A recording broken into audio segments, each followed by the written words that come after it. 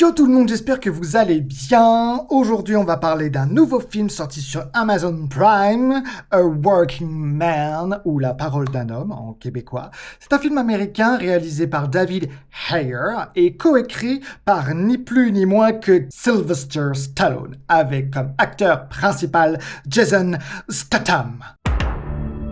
Oui, j'assume cette blague. Allons donc explorer les tréfonds de ce film Amazon. Restez jusqu'à la fin, j'ai une petite annonce pour vous. Alors, est-ce un gros navet, une nouvelle pépite, une épouse sans nom ou un film quelconque? Je vous dis ça tout de suite, c'est parti.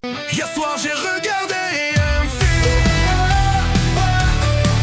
Jason Statham, alias Leven Cade, est un ancien militaire, ancien soldat de l'armée britannique et travaille actuellement en tant qu'ouvrier du bâtiment aux États-Unis. Son nouveau boss, Joe, lui, en doit une fière chandelle. En effet, il n'avait nulle part où aller et lui, il a accueilli les bras ouverts sur son chantier. Car comme il a perdu sa femme, son ancien boulot, sa fille n'est plus avec lui, il a une garde partagée. Avec tout ça, pour lui, Joe et sa famille sont vraiment sa famille pour lui. Malgré tout ça, malgré qu'il soit ouvrier du bâtiment et un travail stable, il reste dans une situation très précaire. Financièrement, il dort dans sa voiture, il mange pas très bien, il se bat de toutes ses forces pour récupérer la garde de sa fille, sachant que son ex-femme, qui est décédée, a un nouveau chéri, et celui-ci veut absolument avoir la garde exclusive de la fille, et utilise de tous les moyens pour avoir la garde de la fille. Mais même des moyens des plus vicieux, comme supposément dire qu'il a des séquelles dues à l'armée et qu'il serait trop violent, etc., pour garder la fille. Leven Cade a une vie vraiment très enviable. Un jour, la fille de son boss, Joe, décide d'aller faire une petite virée entre copines et d'aller dans une discothèque pour s'amuser. En allant aux toilettes, elle se fait kidnapper. Joe est totalement désemparé par cette nouvelle et demande à Leven de retrouver sa fille et de mettre ses talents d'ex-soldat au profit de cette mission. Leven hésite mais accepte à une condition, que ce soit uniquement pour retrouver la fille, mais pas l'argent. Dans sa traque au kidnappeur, il finit par s'embarquer dans une organisation criminelle russe. Évidemment, c'est un film américain, donc les méchants sont russes. Après quelques interrogatoires, disons à la douceur d'un film avec Jason Statham, il découvre que c'est un certain Jimmy qui est derrière tout ça. On retrouve la fille, d'ailleurs, séquestrée par visiblement une femme complètement dérangée. Hein? Vraiment, elle est encagoulée, masquée, elle se prend visiblement pour un Jedi. Tout ceci n'existe pas. Tu n'existes pas. Complètement dérangée, cette nana. On avance dans l'enquête, dans le scénario, l'organisation criminelle, le haut panier de la mafia russe, qui est mêlé à tout ça. Leven décide d'appeler son ami policier, qui lui dit d'aller dans un saloon pour avoir plus amples informations et discuter avec une espèce de chef de gang pour retrouver la trace de la fille. Il s'y rend. Perso, j'adore ce genre d'ambiance de saloon, en mode western, avec de la musique, des pubs, du billard, bref, j'adore cette ambiance. Leven se dirige donc dans l'arrière-boutique où l'attend le chef du gang du saloon. Il est assis sur son trône de fer, ou un trône comme le chef de Mad Max avec plein de tuyaux de fer. Le soupçonnant d'être un flic en couverture, le chef du gang du saloon lui envoie tous ses soldats sur lui. Évidemment, il les défonce tous. Le chef de gang du saloon fait preuve de respect et décide de coopérer avec Leven pour lui fournir de la cam, mais avant ça, il faut qu'il ait un deuxième rendez-vous avec d'autres personnes, confirme vraiment qu'il n'est pas un flic embarqué. Il se rend à ce rendez-vous, la transaction est sur le point de se faire. Nous, en tant que spectateurs, on remarque que les deux dealers, dont il y en a une, c'est une des chefs du saloon, a un tatouage sur le corps. On se rappelle que celle qui a séquestré la fille avait un tatouage. C'était donc elle, une des gérantes du saloon, a kidnappé la fille. Il était donc sur la bonne piste. Petit récap au milieu de film. Jason Cade a tué des gens, visiblement commence à dealer de la drogue. Ceux qui ont kidnappé la fille sont des gérants d'un saloon. Tout ça pour la vendre à un vieux gars riche, pour assouvir ses fantasmes. Sauf que la drogue que Jason a n'a rien à voir avec le trafic d'êtres humains. Non.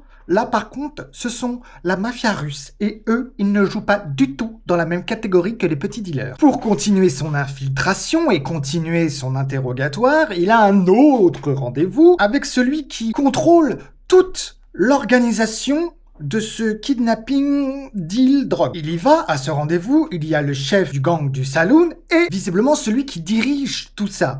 Et il s'avère que celui qui dirige tout ça, c'est le fameux Jimmy. Un blondinet, look crevette, habillé années 70, avec des cheveux longs, avec un humour un peu douteux. Leven arrive quand même à récupérer la marchandise et à gagner la confiance de Jimmy. Et évidemment, Jason Kidd est quelqu'un de droit dans ses bottes et décide de se débarrasser de la marchandise. Il a tué des gens, il torture des gens, mais non, il est honnête, le gars. Continuant son enquête, il retourne au saloon et décide de faire une mission surveillance. Cependant,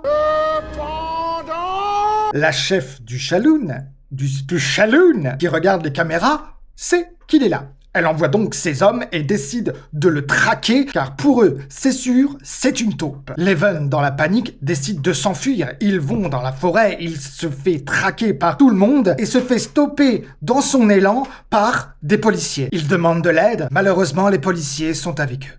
Ce sont des policiers ripoux.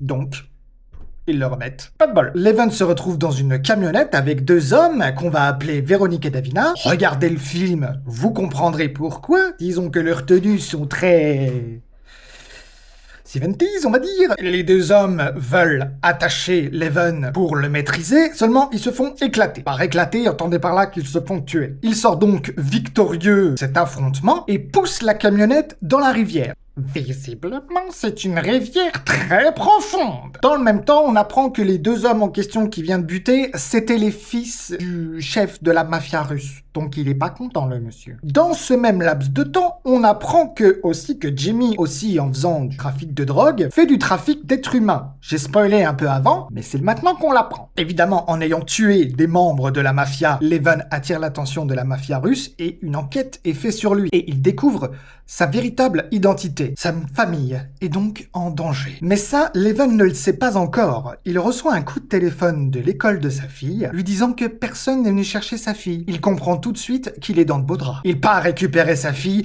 et fonce directement chez son père. La maison est en flammes, tout est en train de brûler. Leven rentre dans la maison et sauve son père. Pour reprendre ses esprits et avoir le temps de réfléchir à comment se sortir de cette situation, Leven et sa fille décident de se mettre à l'abri dans une cabane dans les bois chez son ami aveugle qu'on a vu avant. D'ailleurs, cet acteur, on le voit partout en ce moment. Celui-ci, évidemment, décide de lui donner un coup de main dans son affaire. Si par coup de main, on entend un arsenal militaire d'assaut au complet. L'on retrouve la fille kidnappée dans une voiture, attachée par les deux gérants du saloon. Et en se débattant de toutes les forces, en donnant des coups de pied partout, elle arrive à faire une sortie de route et provoquer un accident contre un arbre. Visiblement, les deux branques n'ont pas vu le coup venir et la fille s'échappe. Il décide de partir à sa traque. La fille courant en toute hâte dans la forêt avec les deux zigotos en train de lui courir après, elle finit par trouver du secours et de l'aide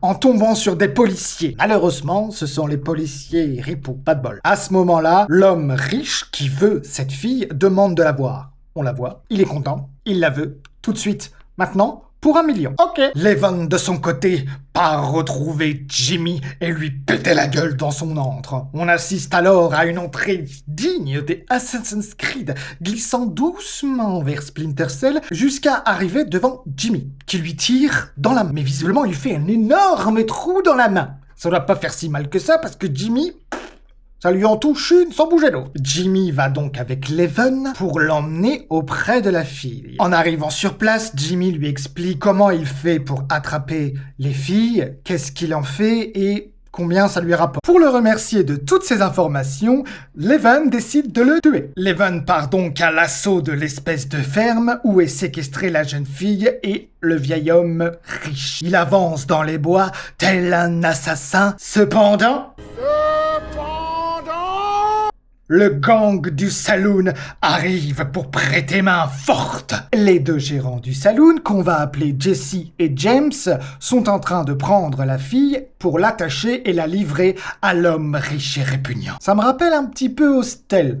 Si vous avez pas vu, regardez-le, il est super bien ce film. La fille est donc attachée. Jason Statham arrive pour la sauver. S'ensuit échange de tir sur échange de tir. Un biker passe par la fenêtre pour faire un petit tour de manège dans le salon, passer devant Leven et se faire tuer. Le chef du gang du saloon se fait tuer. Jesse et James se font tuer. La mafia russe arrive. Les deux policiers arrive, la mafia russe en volant les deux policiers les tue.